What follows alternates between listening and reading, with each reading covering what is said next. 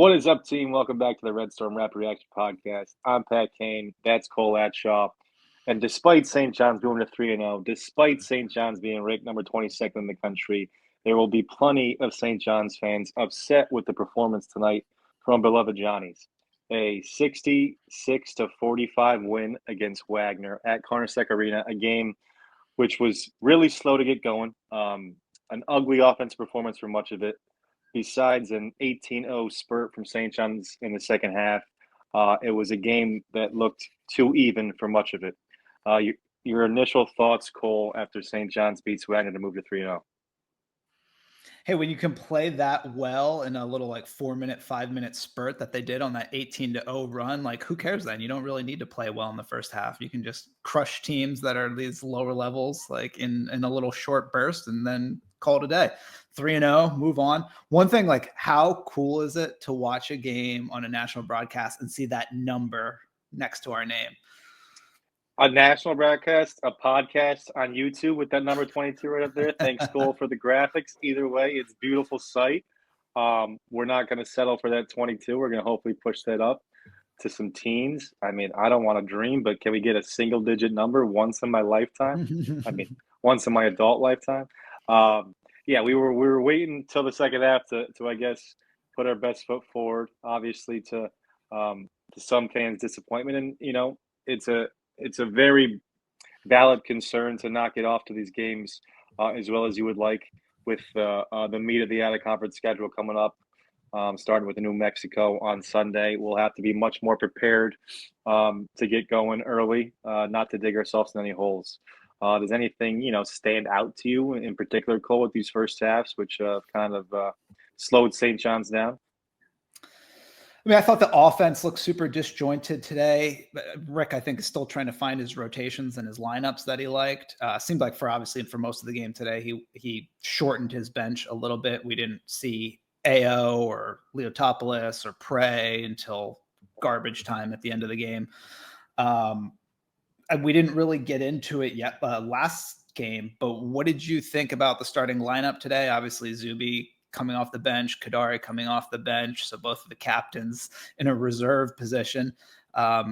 Obviously, Davon now has started 2 games in a row. I actually really liked him in the Fordham game coming off the bench. I think he serves as kind of like a spark plug. I'll quote our friend Ron on Twitter, FatGuard2022, who calls Davon the spark plug. I really liked him coming off the bench, but when he's played as well as like he did today, I think Davon played 36 minutes today. You can't keep him off the court. Yeah, spark plug is right. Fastest guy on the court again. Tonight, I thought he was really impressive on the defensive boards. You can see how hungry he is to go grab it and go himself. And then even if he doesn't get the defensive rebound, he's not sitting there waiting behind the pack, hoping for them to lay the ball off. He's running the court as fast as he can, looking to get up the sideline. Just to go. Complete opposite of Kadari, who does it his own way. He does it at his own pace. Neither one of those is necessarily the right way. It's good, I think, to have that balance.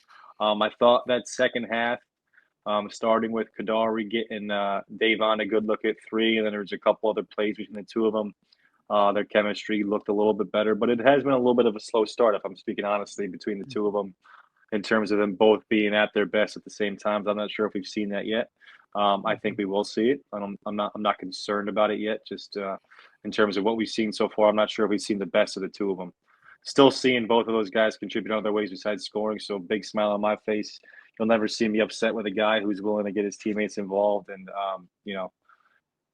22 free throws in the first half, I think we shot. So it's one thing to say we were slow to get going, but if we make 75 to 80% of those free throws, we have close to 40 points in the first half, which is, a really good start. So hit our free throws, hit some gimmies, secure some defensive rebounds. I think we're saying a lot less about the points our best players aren't scoring against these teams.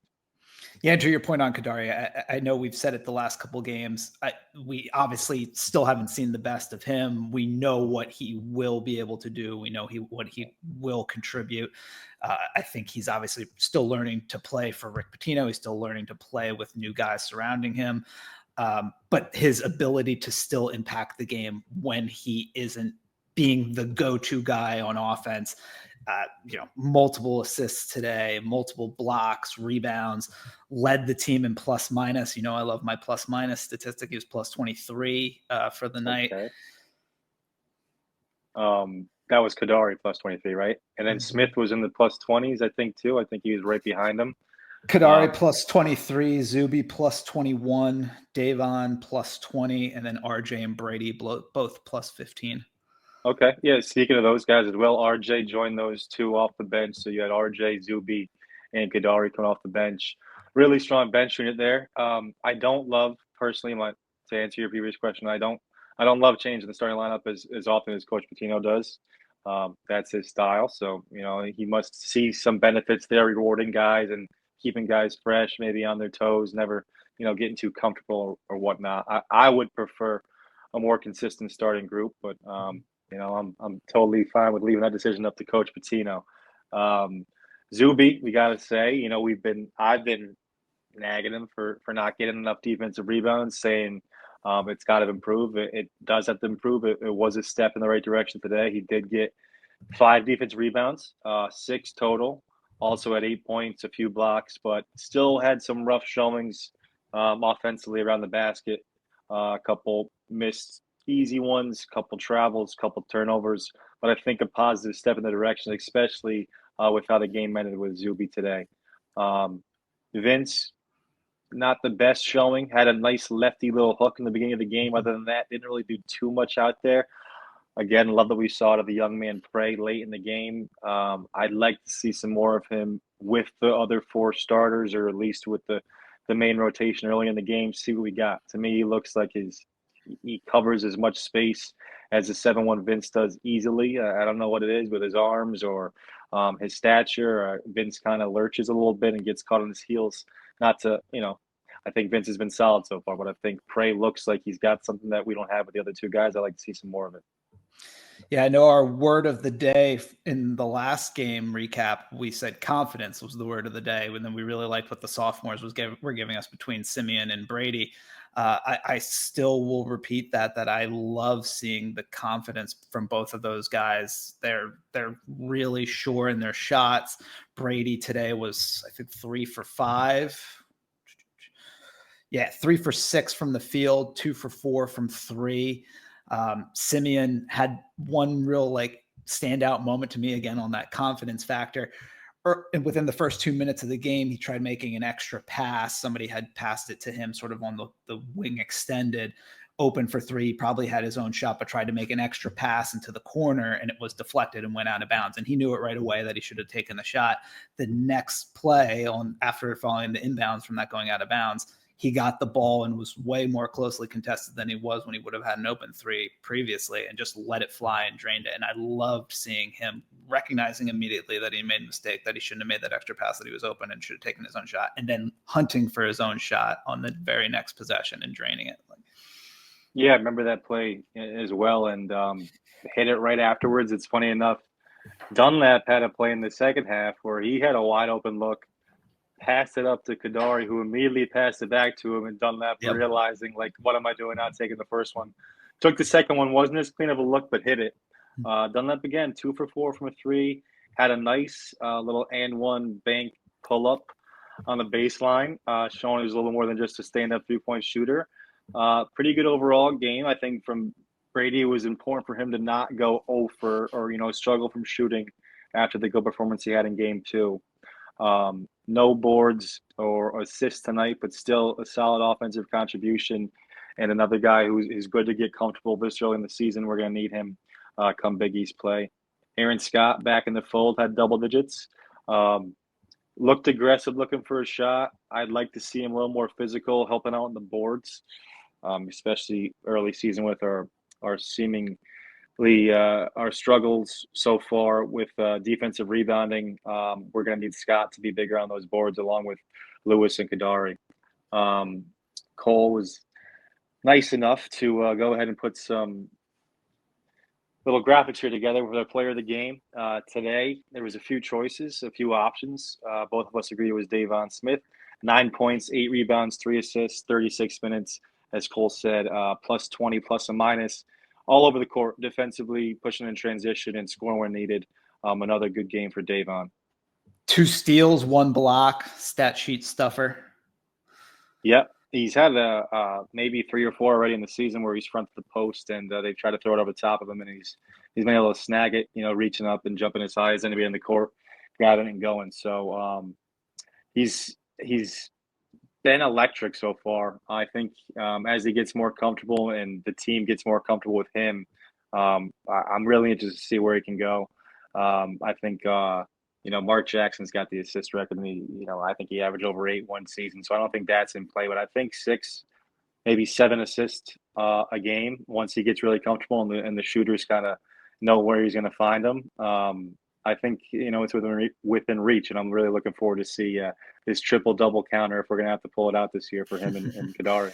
He's such a great facilitator too, and his ability, obviously his speed is otherworldly, and his ability to get quickly into the lane and then create for others. I think he's a tremendous player. I'm so happy to get to see him in our jersey. Hopefully, obviously for the rest of the season, maybe fingers crossed. I don't know. Is it possible for another season? I don't know. Somebody talk to the NCAA, figure that out. Yeah, well, I just saw John Rothstein's quote today about Cameron Fletcher on Xavier, who's got this year and then 2 more years. He started college basketball in 2020, and he's got 2 more years after this season. So I think we can get 1 more season for Davon if we condition the right people. I was just thinking of Davon and how great it is to have a senior point guard and Kadari alongside. And we've seen Wilcher, how confident he is shooting and how well he's done putting the ball in the hoop. What are your thoughts about his, ball handling and what position you really think Simeon will be, past this season when maybe these 2 guards are gone? Do you see Simeon as more of a lead guard, a shooting guard, maybe even, a third guard, more of a scorer, wing? How do you see his game, when it's his team, I guess? Yes, I don't want to speak for the kid or for his family. I thought the original notion, at least between message boards and talking heads, was that he was coming here in order to be more of a point guard, to have more point guard minutes available to them after North Carolina had gotten a commitment and a reclassification from, who was it, Elliot Cadeau? Am I misthinking? Yeah. But I think that was the original thought, was that he was going to come here. I mean, I think he's a tremendous facilitator. I think he certainly can be a lead guard, point guard with the ball in his hands all the time.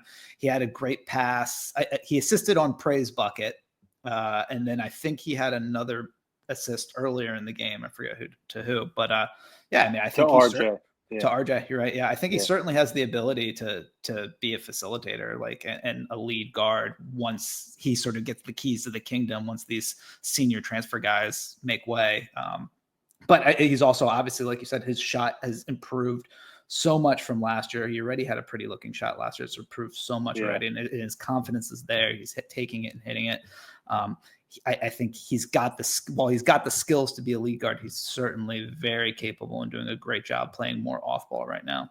Yeah, and he's got the benefit of being, 6'4", 6'3" plus, and good athleticism. So he's not pigeonholed into being just that one. I think the biggest area of improvement for him to be that primary ball handler will be his handling that tight physical pressure and being a better ball handler. I think the passing will be there when he's got more of that responsibility asked of him, but I'm not sure if he could handle the ball handling duties right now. But thankfully, we've got those 2 other seniors who are much more equipped to handle that, both physically and, their experience-wise. So when the time comes, Simeon will be ready. Any more thoughts on this game, or do you want to focus a little bit on what we got coming up, the big game Sunday? I think we'd be remiss if we didn't mention RJ Lewis's game again today. 13 points, 5 rebounds after just his tremendous game last game against Quinnipiac. He continues to be like a real difference maker. I don't want to harp on the negatives. It seems like we always bring it up when we talk about what a great game RJ has, and then it's like but I think we continue to see him really putting his head down a lot on drives, on fast breaks, when he needs to learn to kind of make the extra pass, opposed to just like a freight train putting his head down and going straight to the basket. But I mean, that'll come, obviously. Again, we mentioned the last game. He's still just getting to practice for the first time, really, now that he has had those shin splints operated on. So hopefully he's feeling good. did you notice? Did he play at all in the second half? He did play a little bit in the second half. Okay. Yeah, a little bit in the second half. Okay. I didn't notice him much on the I, field. I was gonna say I don't think Vince played in the second half. But while we're still talking about RJ, yeah, super productive. I think he played less than 20 minutes. I think it was 13 points in 17 minutes or something like that. He has been 19. in 19 minutes. So scoring in bunches, really effective getting to the rim and either converting or getting fouled. A little bit of a struggle from the free throw line today, but when you're getting there that much, you can kind of, hide for some of those mistakes. He's a guy who's going to draw contact. Like I said last game, when he's got 2 feet going up strong underneath the rim, he's a lot to deal with. We saw that a couple times today. Love RJ's game so far this season. I think he has really been the offensive spark plug we need, a guy who can get a basket when things clog down. Even as you mentioned, as I have mentioned, sometimes it's a little bit of a, one track mind. But if that one track mind is leading to 2 points or 2 free throws, then we'll live with those results.